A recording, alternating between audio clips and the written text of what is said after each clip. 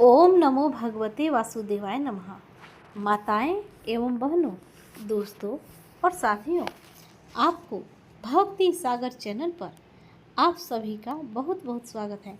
तो दोस्तों, आज हम सुनेंगे ज्येष्ठ माह में पड़ने वाली अपरा एकादशी व्रत कथा, जिसे सुनने से मनुष्य की सारी पाप कष्ट दुख दूर हो जाते हैं और मनोकामनाएं पूर्ण होती हैं। तो आइए इस कथा को हम सुनते हैं। युधिष्ठिर कहने लगे कि हे भगवान, ज्येष्ठ कृष्ण एकादशी का क्या नाम है तथा उसका महात्म्य क्या है, सो कृपा कर कहिए। भगवान श्री कृष्ण कहने लगे कि हे राजन, यह एकादशी अचला तथा अपरा दो नामों से जानी जाती है। पुराणों के अनुसार ज्येष्ठ कृष्ण पक्ष की एकादशी अपरा एकादशी है, क्योंकि यह अपार धन देने वाली है।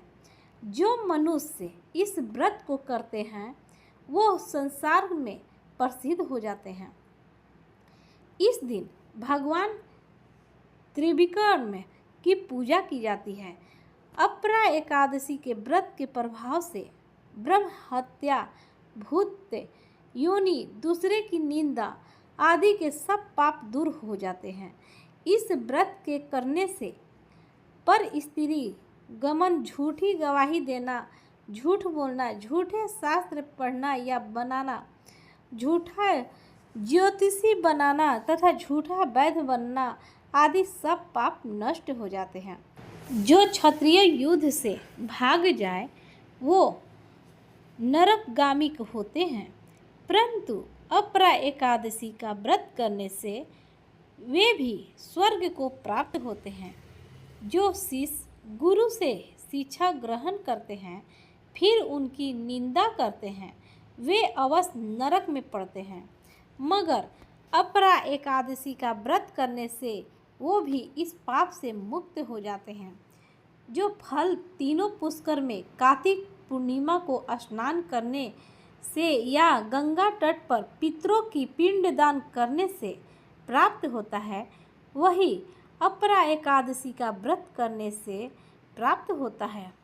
मकर के सूर्य में प्रयागराज के स्नान से, शिवरात्रि का व्रत करने से, सिंह राशि के बृहस्पति में गोमती नदी के स्नान से, कुंभ में केदारनाथ के दर्शन या बद्रीनाथ के दर्शन, सूर्य ग्रहण में कुरुक्षेत्र के स्नान से, स्वर्ण दान करने से अथवा अर्ध प्रसूता गौदान से जो भी फल मिलता है वही फल अपरा एकादशी के व्रत से मिलता है।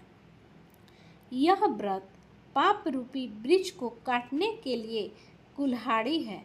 पाप रूपी ईंधन को जलाने के लिए अग्नि, पाप रूपी अंधकार को मिटाने के लिए सूर्य के समान, मृगों को मारने के लिए सिंह के समान, अतः मनुष्य को पापों से डरते हुए इस व्रत को अवश्य करना चाहिए। अपरा एकादशी का व्रत तथा भगवान की पूजन करने से मनुष्य सब पापों से छूटकर विष्णु लोक को जाता है। इसकी प्रचलित कथा के अनुसार प्राचीन काल में महिध्वज नामक एक धर्मात्मा राजा था। उसका छोटा भाई ब्रजध्वज बड़ा ही क्रूर, अधर्मी तथा अन्यायी था। वह अपने बड़े भाई से दुश्मनी रखता था। उस पापी ने एक दिन रात्रि में अपने बड़े भाई की हत्या करके उसकी देह को एक जंगली पीपल के नीचे गाड़ दिया। इस अकाल मृत्यु से राजा प्रेत आत्मा के रूप में उसी पीपल पर रहने लगा और अनेक उत्पात करने लगा। एक दिन अचानक ध्रुव नामक ऋषि उधर से गुजरे।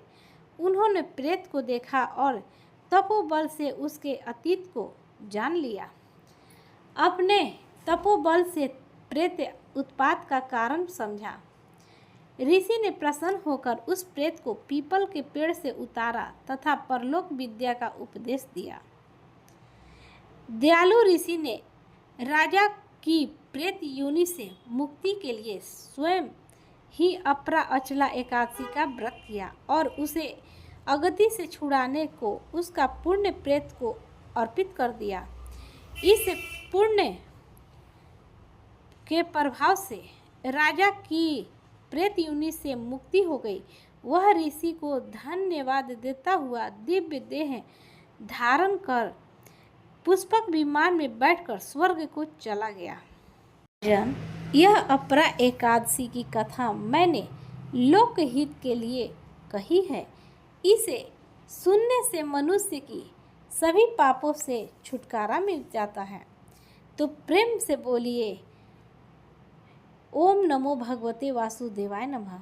दोस्तों, अगर आपको हमारी यह कथा पसंद आई हो तो लाइक, शेयर, सब्सक्राइब जरूर करें और बेल आइकन को दबाना न भूलें। तुलसी माता की संपूर्ण कथा। तुलसी से जुड़ी एक कथा बहुत प्रचलित है। एक बार शिव ने अपने तेज को समुद्र में फेंक दिया था। उससे एक महातेजस्वी बालक ने जन्म लिया। यह बालक आगे चलकर जालंधर के नाम से पराक्रमी दैत्य राजा बना। इसकी राजधानी का नाम जालंधर नगरी था। दैत्यराज कालनेमी की कन्या वृंदा का विवाह जालंधर से हुआ। जालंधर महाराक्षस अपनी सत्ता के मद में चूर उसने माता लक्ष्मी को पाने की कामना से युद्ध किया, परंतु समुद्र से ही उत्पन्न होने के कारण माता लक्ष्मी ने उसे अपने भाई के रूप में स्वीकार किया। वहां से पराजित होकर वह देवी पार्वती को पाने की लालसा से कैलाश पर्वत पर गया। भगवान देवाधिदेव शिव का ही रूप धरकर माता पार्वती के समीप गया, परंतु मां ने अपने योग्य बल से उसे तुरंत पहचान लिया तथा वहां से अंतर्ध्याय हो गई। देवी पार्वती ने क्रुद्ध होकर सारा वृत्तांत भगवान विष्णु को सुनाया। जालंधर की पत्नी वृंदा अत्यंत पतिव्रता स्त्री थी। उसी के पतिव्रत धर्म की शक्ति से जालंधर न तो मारा जाता था और न ही पराजित होता था। इसलिए जालंधर का नाश करने के लिए वृंदा के पतिव्रत धर्म को भंग करना बहुत जरूरी था। इसी कारण भगवान विष्णु ऋषि का वेश धारण कर वन में जा पहुंचे, जहां वृंदा अकेली भ्रमण कर रही थी। भगवान के साथ दो मायावी राक्षस भी थे, जिन्हें देखकर वृंदा भयभीत हो गई। ऋषि ने वृंदा के सामने पल में दोनों को भस्म कर दिया। उनकी शक्ति देखकर वृंदा ने कैलाश पर्वत पर महादेव के साथ युद्ध कर रहे अपने पति जालंधर के बारे में पूछा। ऋषि ने अपने माया जाल से दो वानर प्रकट किए। एक वानर के हाथ में जालंधर का सिर था तथा दूसरे हाथ में धड़। अपने पति की यह दशा देखकर वृंदा मूर्छित होकर गिर पड़ी। होश में आने पर उन्होंने ऋषि रूपी भगवान से विनती की कि वह उसके पति को जीवित करे। भगवान ने अपनी माया से पुनः जालंधर का सिर धड़ से जोड़ दिया, परंतु स्वयं भी वह उसी शरीर में प्रवेश कर गए। वृंदा को इस छल का जरा सा भी आभास न हुआ। जालंधर बने भगवान के साथ वृंदा पतिव्रता का व्यवहार करने लगी, जिससे उसका सतीत्व भंग हो गया। ऐसा होते ही वृंदा का पति जालंधर युद्ध में हार गया। इस सारी लीला का जब वृंदा को पता चला तो उसने क्रुद्ध होकर भगवान विष्णु को शिला होने का श्राप दे दिया तथा स्वयं भी सती हो गई। जहाँ वृंदा भस्म हुई वहाँ तुलसी का पौधा उगा। भगवान विष्णु ने वृंदा से कहा, हे वृंदा, तुम अपने सतीत्व के कारण मुझे लक्ष्मी से भी अधिक प्रिय हो गई हो। अब तुम तुलसी के रूप में सदा मेरे साथ रहोगी। जो मनुष्य भी मेरे शालिग्राम रूप के साथ तुलसी का विवाह करेगा, उसे इस लोक और परलोक में विपुल यश प्राप्त होगा। जिस घर में तुलसी होती है, वहाँ यम के दूत भी असमय नहीं जा सकते। गंगा व नर्मदा के जल में स्नान तथा तुलसी का पूजन बराबर माना जाता है, चाहे मनुष्य कितना भी पापी क्यों न हो। मृत्यु के समय जिसके प्राण मंजरी रहित तुलसी और गंगा जल मुख में रखकर निकल जाते हैं, वह पापों से मुक्त होकर वैकुंठ धाम को प्राप्त होता है। जो मनुष्य तुलसी व आंवलों की छाया में अपने पितरों का श्राद्ध करता है, उसके पितर मोक्ष को प्राप्त हो जाते हैं। उसी दैत्य जालंधर का यह भूमि जलंधर नाम से विख्यात है। सती वृंदा का मंदिर मोहल्ला कोट किशन चंद्र में स्थित है। कहते हैं इस स्थान पर एक प्राचीन गुफा थी जो सीधी हरिद्वार तक जाती थी। सच्चे मन से 40 दिन तक सती वृंदा देवी के मंदिर में पूजा करने से सभी मनोरथ पूर्ण हो जाते हैं। तो सब प्रेम से बोलिए विष्णु भगवान की जय, माँ तुलसी की जय। श्रीमन्नारायण नारायण ला ला ला ला ला ला ला हो ला ला ला ला ला ला ला। ओम जय जगदीश हरे स्वामी जय जगदीश हरे। ओम जय जगदीश हरे स्वामी जय जगदीश हरे। भक्त जनों के संकट क्षण में दूर करे, क्षण में दूर करे। जो ध्यावे फल पावे, दुख बिन से मन का, दुख बिन से मन का। सुख संपत्ति घर आवे, कष्ट मिटे तनिका, कष्ट मिटे तनिका। ओम जय जगदीश हरे स्वामी जय जगदीश हरे। भक्त जनों के संकट क्षण में दूर करे, स्वामी क्षण में दूर करे। माता पिता तुम मेरे शरण गहूँ किसकी, प्रभु शरण गहूँ किसकी। तुम बिनु और न दूजा, आस करूं जिसकी, आस करूं जिसकी। ओम जय जगदीश हरे स्वामी जय जगदीश हरे। तुम पूर्ण परमात्मा, तुम अंतर्यामी, प्रभु तुम अंतर्यामी। पार ब्रह्म परमेश्वर, पार ब्रह्म परमेश्वर, तुम सबके स्वामी। ओम जय जगदीश हरे स्वामी जय जगदीश हरे। तुम करुणा के सागर, तुम पालन करता, स्वामी तुम पालन करता। मैं मूर्ख खल कामी, कृपा करो भरता, कृपा करो भरता। ओम जय जगदीश हरे स्वामी जय जगदीश हरे। हो ला ला ला ला ला ला ला हो ला ला ला ला ला ला ला।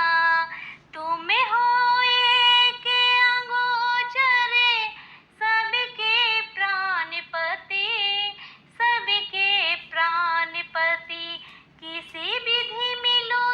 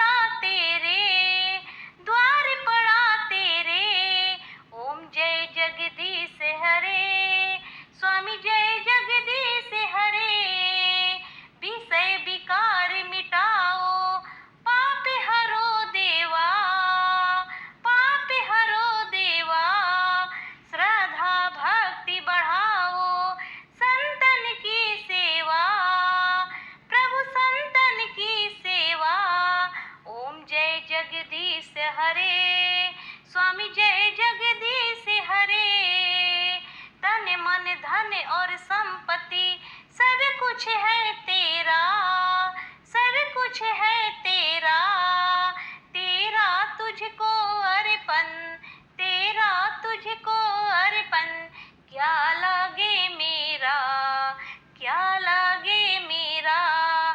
ओम जय जगदीश हरे, स्वामी जय जगदीश हरे। हो ला ला ला ला ला ला ला, हो ला ला ला ला ला ला ला। जगदीश्वर जी की आरती जो कोई नर गावे, जगदीश्वर जी की आरती जो कोई नर गावे। कहत शिवानंद स्वामी मन वांछित फल पावे, कहत शिवानंद स्वामी मन वांछित फल पावे।